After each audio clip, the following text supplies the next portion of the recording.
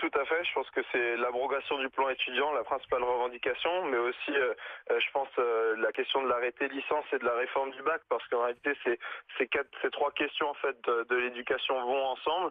On peut pas en fait les aborder une par une, et je pense que c'est une vision de l'éducation nationale que nous on refuse, une vision de l'enseignement supérieur qu'on refuse.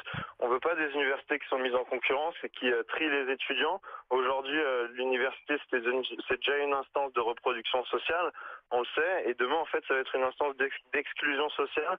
Tous ces enfants des classes populaires qui aujourd'hui pourraient encore entrer à l'université, demain elles vont en être exclus, et c'est ce qu'on dénonce principalement. Mais vous ne préfériez pas le système de tirage au sort qui était là avant, Arthur?